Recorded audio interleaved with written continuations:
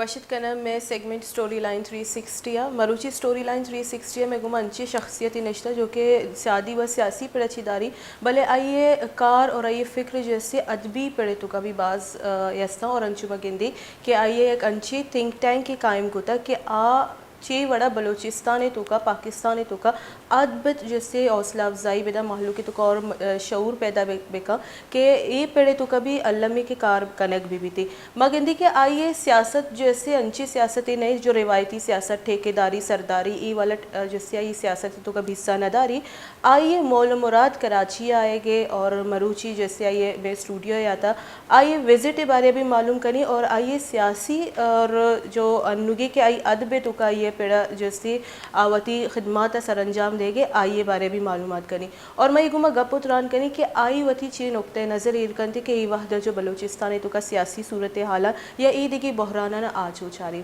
وشت کنی میں مہمان جیسے عبدالمتین اخوانزادہ صاحب السلام علیکم. وعلیکم السلام. سر بہت بہت شکریہ کہ آپ آئے اور ہمیں اپنا قیمتی وقت دیا. شکریہ.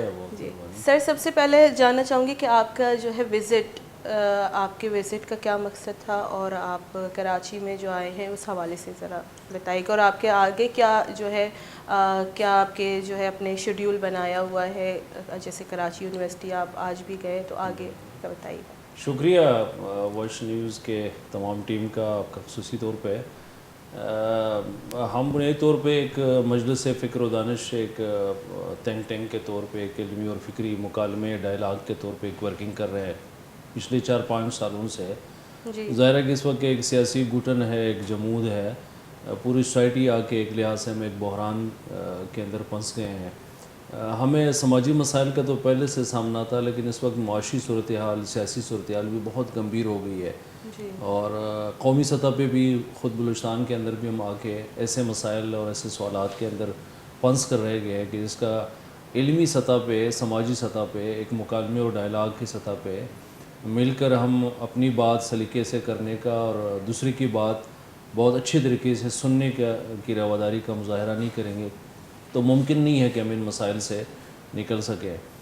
اس کے لیے ظاہر ہے فکر کے دائرے بھی ہے اور جو مختلف ہمارے اسکالرز ہے ان کے بھی افکار موجود ہے لیکن یہ جو پریکٹس ہے عمل ہے یہ اس وقت ظاہر ہے کہ لوگ نہیں کر رہے ہیں. تو اسی مشن پہ یا اسی مہم پہ ہم پچھلے 4-5 سالوں سے ہے بلوچستان میں زیادہ پورے ملک کے اندر ہم مختلف ڈسکشنز مذاکرے مکالمے ڈائلاگ سیمینارز کر رہے ہیں. اب ظاہر ہے کہ ان دنوں ہم کراچی میں ہیں تو مکران بھی ہمارا خیال ہے لسپیلا پچھلے دنوں ہم کوئٹہ میں اور خزدار میں پھر اسلام آباد کوہاٹ پنجاب میں لاہور گوجرا جنگ کے اندر مختلف جگہوں پہ اس وقت ظاہر ہے ایک آن لائن کی سہولت بھی آئی ہے تو ٹیکنالوجی کے برکات سے بہت سارے فوائد بھی آئے ہیں تو اس سے بھی ہم استفادہ کرتے ہیں.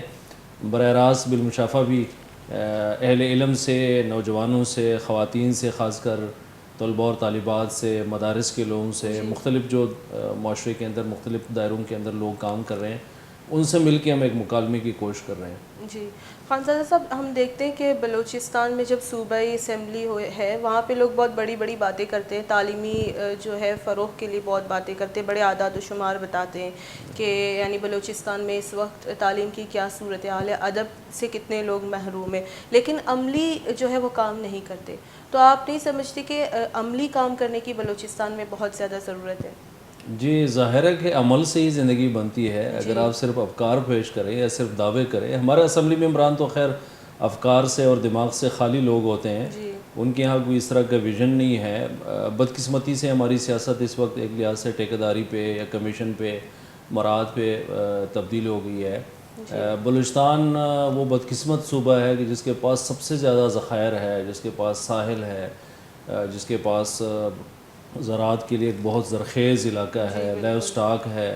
ہمارے پاس بارڈر ٹریڈ کے 2 ممالک کے ساتھ ایران اور افغانستان بہت بڑے امکانات جو ہے وہ موجود ہے لیکن پچھلے 40-50 سالوں میں وہاں کوئی بھی مستحکم حکومت نہیں بن پائی ہے کوئی سنگل لارجسٹ پارٹی نہیں آ سکی ہے.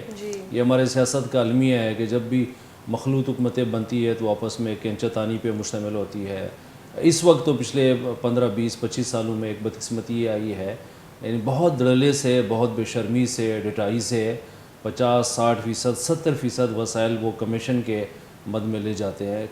ابھی جو پچھلے سال سیلاب آیا, بارشیں ہوئی, تو آپ یقین کریں جولائی سے لے کر میڈیا کے دوست سب اس کو کوٹ کر رہے تھے, اس پہ پروگرامات کر رہے تھے. جولائی سے لے کر سپتمبر تک 2-2.5 مہینے صبح بند رہا اور تمام راستے بہہ گئے ہیں. تمام جو تینوں صوبوں سے ہمارے راستے ہیں وہ بلاک ہو گئے.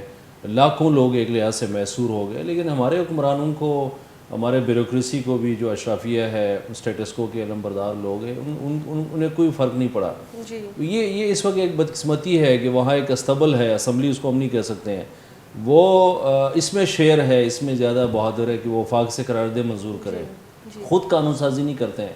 یعنی ہم پوچھتے ہیں بلوچستان کے حکمرانوں سے کہ انہیں کیا مشکل ہے, ایران کے ساتھ وہ بارڈر ٹریڈ پہ کیوں کام نہیں کر رہے, بجلی وہاں سے لینے پہ کیوں کام نہیں کر رہے, افغانستان کے ساتھ جو ہے وہ جو اسمگلنگ کا ایشو ہے اس کو لیگل کیوں نہیں کرتے ہیں تاکہ انسانوں کو حق پہنچ سکے نا. یہ جو ہمارے مافیاز ہے, سیاستدان ہے, بیوروکریٹ ہے, نواب اور سردار ہے, ان کے ہزاروں کی تعداد میں گاڑیاں جو ہے وہ ایران سے تیل لاتے ہیں, لیکن وہ عام آدمی کے لیے, غریب آدمی کے لیے, نوجوان کے لیے, بے روزگار کے لیے. صاحب آپ یہ نہیں سمجھتے جو بحران ہے اس وقت بلوچستان میں گندم کا, گندم کیوں وہاں سے نہیں لایا جا رہا؟ تو بارڈر تو استعمال کیے جاتے ہیں کہ دونوں طرف فوائد جو ہے لے سکے, وہ ملک بھی اور ہم بھی.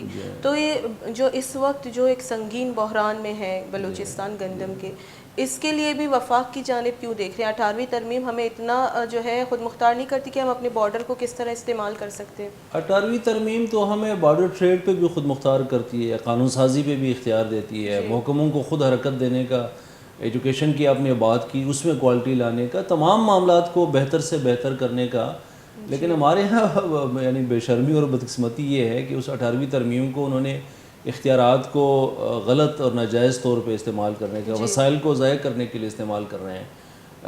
یہ ٹھیک ہے کہ ہم وفاق سے بھی مدد لے سکتے, ایک ہی ظاہر فیڈریشن ہے, ایک ہی ملک ہے, لیکن ظاہر ہے کہ 18ویں ترمیم کی روح یہ ہے کہ صوبہ اپنے پاؤں پہ کڑا ہو, وہ خود مختار بن جائیں, وہ اپنے وسائل خود جنریٹ کریں, اسے پتہ ہو کہ میرے پاس 1.5 کروڑ انسان ہیں, انہیں خوراک کی ضرورت ہے. ہمارے یہاں ایک طرف تو گوداموں میں پڑی ہوئی لاکھوں ٹن بوریاں جو ہے وہ خراب ہو جاتی ہے. حکومت کو اتنی یعنی خوراک کے محکمے کو یا اس سے متعلقہ جو ڈسٹرکٹ گورنمنٹس ہے, ان کے بڑے بڑے ڈپارٹمنٹس بنے ہیں, ان کو یہ توفیق نہیں ہوتی ہے کہ یہ سبسڈیز کے طور پہ عوام میں, زمینداروں کو یہ ریلیف دے سکیں, خراب ہو جاتے ہیں. لیکن گزشتہ دن اچکزئی صاحب کی جانب سے جو کہ محکمہ خوراک کے جو ہے منسٹر ہے, ان کا کہنا تھا کہ کوئی بھی گندم سرکاری جو ہے ضائع نہیں کی, جبکہ ہم سوشل میڈیا پہ دیکھیں کئی ویڈیوز آتے ہیں, شین میں اس کی خبریں آئی ہیں, نصیر آباد میں ضائع ہوئے نا بڑے پیمانے پہ. ان کا کہنا ہے کہ یہ جو ہے نجی گوڈاؤن تھے, ہمارا ایک بھی ضائع نہیں ہوا, اور سبسڈی ہم اس لیے نہیں دے سکتے کیونکہ ہمارے پاس بجٹ موجود نہیں ہے, اور ہمیں NFC ایوارڈ کے جو ہمارے کوآرڈینیٹرز رکھنے کے لیے تو بلوچستان گورنمنٹ کے پاس بجٹ ہے, 30 لوگ رکھے گئے ہیں سر. 31 ہو گئے اب 31 ہو گئے نا, اب ظاہر ہے 50 تک تو جائیں گے نا. جی تو کیا جواز بنتا ہے؟ ان میں سے کوئی ماہر نہیں ہے, نہ کوئی خوراک کا ماہر ہے, نہ فوڈ سیکورٹی کا ہے, نہ ماحولیات کا ہے, کلائمیٹ چینج کا اتنا بڑا ایشو ہے, کوالٹی ایجوکیشن ہے, ہائر ایجوکیشن کے اس وقت مسئلہ چل رہا ہے. بلوچستان یونیورسٹی کے لوگوں کے پاس پچھلے 2.5-3 مہینے سے تنخواہیں نہیں ہیں ملازمین کے پاس. کوئٹہ میٹروپولیٹن کے ملازمین جو ہے وہ سردیوں میں مائنس اس وقت کوئٹہ میں ہے, -8, 9, 10 چل رہا ہے, ان کے لوگ ملازمین جو ہے وہ ہڑتال پہ بیٹھے ہیں. عام آدمی کے پاس مشکل سے پیسے آتے ہیں, 2-4 روپے کسی غریب کے ہاتھ میں ہوتے ہیں, اسے آٹے کا تیلا نہیں ملتا ہے. تو یہ کیا کر رہے ہیں نا کہ جب آپ نے اتنے نااہل لوگ رکھے ہیں کوآرڈینیٹرز, ان کی کوئی افادیت نہیں ہے سوائے اس کے کہ ایک سرکاری گاڑی انہیں چاہیے, ایک پلیگ والی جو ہے وہ گاڑی چاہیے انہیں, ایک سرکاری اس میں دفتر چاہیے, یا ان کے نام کے ساتھ کوئی 2 الفاظ کا اضافہ ہو جائے. اس طرح صوبے نہیں چلتے ہیں. یہ وہ مشکل ہے نا جس کی وجہ سے ہم پنجاب کے مقابلے میں, خیبر پختونخوا کے مقابلے میں, فیڈرل کے مقابلے میں ہمارے سیاستدان کھڑے نہیں ہو سکتے ہیں. جب یہ نااہل لوگوں کو آگے کرتے ہیں نا, وزارتوں کے لیے, کوآرڈینیٹرز کے لیے, بیوروکریسی کے اندر میرٹ کو پامال کرتے ہیں, تو اس کے نتیجے میں آپ کی کردگی کمزور ہوگی. وہ جو اختیار ہے وہ آپ کے گلے پڑتا ہے. کو تو 2 قلمدان دیے گئے, ایک تو ان کو فائنانس منسٹر بھی بنا دے گا. اچکزئی صاحب ہمارے دوست ہیں, اگر انہیں 5 قلمدان مل جائے لیکن وہ ایک ہی کردگی تو دکھائیں. یعنی خوراک کے موقع میں بھی خالی ہے اور گوڈاؤنز بھی خالی ہیں, جیب بھی ان کے خالی ہے یا جیب بھرے ہوئے ہیں. سر ہم دیکھتے ہیں کہ عمران خان کا ایک بیان آیا کہ بلوچستان میں باپ پارٹی جو ہے اس کو استعمال کر کے پیپلز پارٹی کو محکم کیا جا رہا ہے، ان کے آپ اس بیان کو کیسے آپ دیکھتے ہیں؟ ویسے میں اپنے سیاسی اس میں یعنی کارکن کے طور پہ باپ کو میں پارٹی نہیں سمجھتا ہوں. بلوچستان میں ایک کلاس ہے سرداروں کا، الیکٹیبلز کا، نوابوں کا، ایلیٹ کلاس، اشرافیہ جس کو ہم کہتے ہیں. یہ ظاہر ہے کہ ایک مشکل ہے زیادہ. یہ ہمارے بلوچ خطے سے ہے، بلوچ علاقوں سے ہے جہاں سرداری نظام اب تک جڑ پکڑ مضبوط ہے. ہمارے جو پشتون علاقہ ہے اس میں یہ چیزیں کم ہو گئی ہے تھوڑی بہت، لیکن بہرحال وہاں ایک پولیٹیکل فگرز آتے ہیں. ان پارٹیوں سے ہمارا اختلاف بھی ہے، لیکن بہرحال پولیٹیکل پارٹیاں سے ایک پروسیس سے گزر کے آتی ہے. یہ وہ طبقہ ہے جو مسلم لیگ نون میں بھی رہا ہے، جو مسلم لیگ کاب میں بھی رہا ہے، جو پیپلز پارٹی کی بھی جنہوں نے حکومت بنائی، باپ بھی. ہمیں ایک لحاظ سے مجھے ایک سیاسی کارکن کے طور پہ یہ خوشی تھی کہ ان سب لوگوں نے، نوابوں نے، سرداروں نے، اشرافیہ نے مل کے ایک اپنی پارٹی بنائی ہے. چاہے وہ ہمارے دوستوں کے کہنے پہ ہو سکے کہ یہ اسلام آباد یاترا کے بجائے خود کچھ ڈیلیور کر سکیں، لیکن نہیں ڈیلیور کیا نا. جام کمال ان کے وزراء تھے، سب سے کمزور وزراء صوبے کرے، حالانکہ وہ پڑھے لکھے تھے. وہ ان کے باپ اور دادا جو ہے وہ وزراء رہے. قدوس بزنجو صاحب تو ویسے ظاہر ہے اپنے شخصیت میں بہت کمزور آدمی ہیں، اور وہ ان کے متعلق مشہور ہے. ہم تو نہیں کہتے ہیں کہ وہ دن کو سوتے ہیں رات کو جاگتے ہیں، پتہ نہیں ظاہر ہے کہ یہ تو بہت بڑا معمہ بن گیا ہے یہ کہ حال ہی نہیں ہوتا کہ اس کی ورکنگ تو نہیں ہے. جو اس کے اندر سنجیدہ لوگ ہیں، باپ کے اندر جتنے نواب سردار آئے ہیں، دیکھیں اگر یہ قبائلی صوبہ ہے تو پھر سرداروں کو ڈیلیور کرنا چاہیے. اگر وہ اشرافیہ کے بل بوتے پہ یہ جو ہمارے بڑے ایلیٹ کلاس کے لوگ ہیں، انہیں یہ ناز نخرے پسند ہے کہ ان کی آگے بھی 5 گاڑیاں ہوں، پیچھے بھی 5 گاڑیاں ہوں، لیکن وہ عام آدمی کے حقوق کو قتل تو نہیں کریں.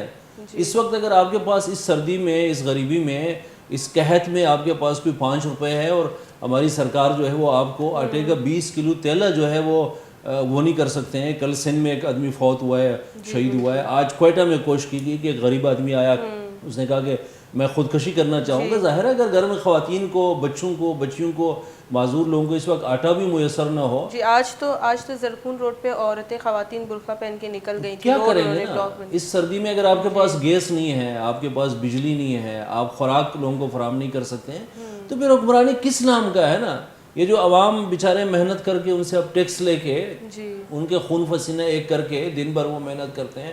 اب تو بلا شبہ یعنی ہماری قبائلی اقدار اپنی جگہ ہے، ثقافتی اقدار اپنی جگہ ہے، لیکن خواتین مجبور ہے کہ وہ کمائی کرے. اس لیے کہ مردوں کی کمائی سے جو بے روزگاری ہے، جو افراط زر کی کمی آئی ہے، جو ایک لحاظ سے روپے کی قیمت گر گئی ہے، ممکن نہیں ہے کہ ایک 5-8 جو بچے ہیں ان کی ضرورت پوری ہو سکے، چاہے علاج ہو، تعلیم ہو، خوراک ہو. تو اگر خواتین بھی، مرد بھی بیچارے صبح سے شام تک محنت کرتے ہیں تو سرکار کو ٹیکس دیتے ہیں. تو کیا یعنی مجھے سمجھ نہیں آتا ہے کہ یہ جو ہماری اشرافیہ ہے، ہمارے عوام اس پہ کیوں اتنے دل دادہ ہے نا. یہ سرداروں نے میں کیا دیا ہے؟ یہ جو نواب ہے، یہ جو پارٹیاں ہیں بشمول بلوچستان کی پارٹیوں نے کیا ڈیلیور کیا ہے؟ یعنی 1 یونٹ ٹوٹنے کے بعد سردار عطا اللہ مینگل صاحب مرحوم کے پہلے حکومت سے لے کر نواب جام آپلس بیلا کمال خان یا قدوس خان کی حکومت تک، ان 50 سالوں میں بلوچ سرداروں نے اور پشتون نوابوں نے اور ملاؤں نے مل کر ایک گٹھ جوڑ بنایا ہے. انہوں نے کچھ نہیں کیا. اس لیے میں صوبے کے جو سیاسی لوگ ہیں ان سے ہم ہمیشہ کہتے ہیں کہ ہمیں کچھ نئے تصورات کی طرف، کچھ علمی اور فکری ضابطوں کی طرف توجہ دینا چاہیے. یہ جو سیاست ہے اسٹیٹس کو کی، یہ تو ہمیں کھا رہی ہے، سر یہ ہمارے خون چوس رہی ہے. لیکن ایک رپورٹ کے حساب سے تو اختر مینگل صاحب کے جو اثاثے ان میں 50% اضافہ ہوا ہے. ان کے اور ان کی مینگل صاحب کے اثاثوں میں اضافہ ہوا ہے، جام کمال کے اثاثوں میں اضافہ ہوا ہے، مولانا واسع کے اثاثوں میں اضافہ ہوا ہے، ان کے جو وزراء ہے اس میں اضافہ ہوا ہے. یہ ظاہر ہے کہ یہ سارے وہی لوگ ہیں جو اشرافیہ سے تعلق رکھتے ہیں. یہ کیسا ملک ہے، یعنی کیسا نظام ہے جس میں عام آدمی کے لیے روٹی تلاش کرنا مشکل ہے، صبح سے شام تک محنت کا، اور اس کا سیاستدان بیٹھا ہے آرام سے، وہ کمیشن پہ کمیشن، پیسوں پہ پیسے جمع کر رہے ہیں، اور 200 250 500 گنا اضافہ ہوا ہے. اگر کوئی 5-10% ہوتا تو ہم سیاستدانوں کو مبارکباد دیتے ہیں. اچھا دنیا کے اندر کہیں یہ اصول نہیں ہے. یہ جنہیں مغربی دنیا کہتے ہیں، جنہیں ہم برے بھلے جو ہے برے پتوا ان پہ دیتے ہیں، صبح اور شام بدوائے دیتے ہیں، وہاں ایک عام جنرل اصول ہے کہ اگر آپ نے لیڈر بننا ہے تو پھر آپ نے پیٹ پہ پتھر باندھ کے آدھی روٹی کھانی ہوگی. اس لیے کہ وہاں سیاسی کلاس کو، لیڈرشپ کو، سیاست اور خدمت کرنے والوں کو کاروبار کی اجازت نہیں ہے. جی ہمارے ہاں تو لوگ سیاست کرتے ہیں اسی لیے کہ ان کا کاروبار 5 گنا یا 500 گنا یا 250 گنا جو ہے وہ اضافہ ہو جائے. تو یہ بہت شرمناک کھیل ہے. ظاہر اس طرح یہ چلنے والا نہیں ہے. یہ جو رجحان ہے, یہ جو طریقہ کار ہے, اس کے نتیجے میں بالآخر اگر یہ ہمارے اشرافیہ اور اسٹیٹس کو کے جو علمبردار ہے یہ اپنا رویہ تبدیل نہیں کریں گے تو لوگ نکلیں گے. لوگ مجبور ہوں گے کہ ان کے دفاتر پہ قبضہ کر لیں, ان کے گھروں پہ قبضہ کر لیں, ان کی گاڑیوں کو آگ لگائے. کیا کریں گے؟ ایک بھوکا آدمی جو ہے وہ کیا کرے گا؟ خواندہ صاحب جو کہ خواتین نکلی ہیں, جیسے کہ ہم خواتین کی بھی بات کر رہے ہیں, جیسے وہ کمانے کے لیے نکل رہی ہیں, اب بلوچستان کی خواتین اپنے حقوق کے لیے بھی نکل رہی ہیں. ہم دیکھتے ہیں کہ گوادر میں جو دھرنا ہوا وہاں پہ زیادہ تر تعداد بچوں کی اور جو ہے خواتین کی تھی. تو اس کو آپ کیسے دیکھتے ہیں؟ بلوچستان کی حکومت کو تو یہ اعزاز بھی حاصل ہے کہ انہوں نے انہیں بہادر خواتین پہ, بچوں پہ لاٹھی چارج کر کے 26 دسمبر کو یعنی ہزاروں خواتین کو, بچوں کو مارا پیٹا ہے. بلا شبہ اس میں سینکڑوں لوگ گرفتار ہے. اب دیکھیں گوادر کے لوگوں کا ایشو کیا ہے. آپ چھوڑیں اس کو کہ وہ ہدایت الرحمان لیڈ کر رہا ہے یا احمد اقبال بلوچ لیڈ کر رہا ہے یا میں لیڈ کر رہا ہوں یا کوئی اور لیڈ کر رہا ہے. ہدایت الرحمان نے بھی ایک جنرل بات کی ہے کہ اگر گوادر سی پیک کا مرکز ہے, اگر یہ ساحل سمندر ہے, اگر اس کا نام ہے, نواز شریف صاحب کے پہلے حکومت سے 90 سے جب سے ہم نے میٹرک کر کے ہم آئے ہیں تو ہم گوادر کا نام سن رہے ہیں, ہم سی پیک کا نام سن رہے ہیں. عمران خان نے اس کے کریڈٹ لیا, بے نظیر بھٹو نے, محترمہ نے, یا آصف علی زرداری نے, سب پوری قیادت نے بشمول پرویز مشرف, اور آرمی تو اس کی ویسے چیمپئن بنی ہے کہ یہ سارا ساحل ہم نے آباد کیا. جس طرح قدرت کا کوئی وجود نہیں ہے پاکستان میں, سارے کام آرمی ہی کرتی ہے. اس کے باوجود گوادر میں عام آدمی کے لیے پانی دستیاب نہیں ہے. گوادر شہر کا جو مین ایشو ہے وہ اس کی پرانی آبادی کی آبادکاری ہے. کیوں وہ آپ نہیں کرتے ہیں نا ان کی گلیاں؟ ابھی انہوں نے دکھایا پچھلے ہفتے رپورٹ جو ملا فاضل چوک, اس پہ جی ڈی اے کا ڈائریکٹر اور ڈپٹی کمشنر, یعنی اتنے بے شرمی سے ہمارے افسران جاتے ہیں. میں 1996 میں پہلی دفعہ گوادر گیا ہوں جب میں کالج میں طالب علم تھا. اب تک میں تواتر سے جاتا ہوں. وہی ملا فاضل چوک, ایک چوک اگر آپ سے نہیں بنتا ہے اس کی آپ نکاسی آپ نہیں نکالتے ہیں, اوپر سے آپ نے اتنے بڑے بڑے ادارے بنائے. اچھا, عام بچے کے لیے کوالٹی ایجوکیشن نہیں ہے, غریب آدمی کے لیے علاج نہیں ہے, روزگار نہیں ہے. اگر لوگ کہتے ہیں کہ ہم ایران کے ساتھ کاروبار کرتے ہیں تو حکومت پاکستان کو اس میں مداخلت کی کیا ضرورت ہے؟ لیکن سر ٹرالر مافیا کو وہ مان رہے ہیں کہ ایک ہے ایشو ہے, اور اس کو ہم مانتے ہیں کہ یہ ایک جو مذاکرات بھی ہوئے کہ یہ ایک جائز حقوق مانگے جا رہے ہیں. تو پھر اتنی بے بس کیوں ہے ٹرالر مافیا کے سامنے سرکار؟ دیکھیں, یہ جو آپ نے 18ویں ترمیم کی بات کی, 18ویں ترمیم کے بعد 10-12 سال گزر گئے ہیں. بلوچستان کے سیاستدانوں کو, مکران کے جن لوگوں کو مینڈیٹ ملتا ہے, جو بڑی بڑی پارٹیاں بناتے ہیں, جو چیمپئن ہے ایک پارٹی سے دوسری پارٹی میں جمپ لگانے کا, قوم پرستی کا وہاں مرکز ہے, یا پورا صبح اسی طرح ہے, کسی کو یہ توفیق نہیں ہوئی کہ وہ یہ جو فشریز کے اصول اب تک یہ سندھ کے کاتے میں ہے. وفاق یعنی 18ویں ترمیم سے پہلے جو ایگریمنٹس, جو اصول اور قوانین تھے وہی اب تک ہے. تو اگر آپ فشریز کے ڈپارٹمنٹ کی اصلاح نہیں کر سکتے ہیں, آپ ٹرالر مافیا کو لگام نہیں دے سکتے ہیں, تو عام مچھرا جس کا والی وارث, جس کی نسل در نسل یہی کمائی ہے, تو وہ کیا کرے گا؟ اس کو آپ کوالٹی ایجوکیشن تو نہیں دے رہے ہیں, اس کو آپ ہنر نہیں دے رہے ہیں, اس کو آپ اسکل نہیں دے رہے. جو وہ کماتا ہے, جو اس کام اس کو آتا ہے باپ دادا سے, اس کے لیے سرمایہ دار نے یا بڑے وڈیرے نے یا بڑے مافیا نے راستہ بند کیا ہے, تو پھر آپ ان کی نسل کشی پہ اتر آئے نا. تو لوگ کیا کریں گے؟ بغاوت کریں گے. اوپر سے آپ نے لوگوں کو بٹایا ہے, ایف سی ہے اور پولیس ہے اور کوسٹل وہ گارڈ ہے اور آرمی کے لوگ ہیں, وہ ہر طرح سے پوچھتے ہیں کہ آپ جی کہاں سے آئے, آپ کوئٹہ میں چلے جائیں, یہی حالت ہے. ہم جب جاتے ہیں یہاں سے جوب اور کوئٹہ سے پشاور یا ہم اسلام آباد جاتے ہیں تو ہمیں, یعنی میں ابھی گیا ہوں پچھلے مہینے, بلا شبہ مجھے 12 جگہ تلاشی دینی پڑی. یہ کیا مشکل ہے نا, ایک قوم ہے, ایک ملک ہے, یعنی ایک سسٹم بھی نہیں بناتے ہیں کہ آپ کو ایک جگہ آپ انٹری کر لیں, آپ کا شناختی کارڈ جو بھی آپ نے پوچھنا ہے مجھ سے آپ اس کی تصدیق کر لیں, وہ آگے 10 جگہ ٹرانسفر ہو جائے. ابھی ہم آئے ہیں کوئٹہ سے کراچی, تو رات 2 بجے جو ہے وہ کوسٹ گارڈ نے لوگوں کو اتارا ہے نا. اب یہ دنیا کی کہاں شرافت ہے نا. بس یہی جو ایشوز ہیں جو کہ مولانا ہدایت الرحمان صاحب نے بھی اٹھائی ہیں, اور جو ہے یہی ایشوز ہیں جو کہ بلوچستان کی جو کہ ہمیں آگے جانے سے روکتی ہیں. مروچی کے میں سیگمنٹ واحد حلاس ہوتا اخوانزادہ صاحب باز منتوار کیا یہ ہمارا واحد دار میں جیسے اسٹوری لائن 360 واحد حلاس ہوتا ما الوداع بدے میرا اجازت بدے موتی نیوز بلیٹن گناواتر کائیں.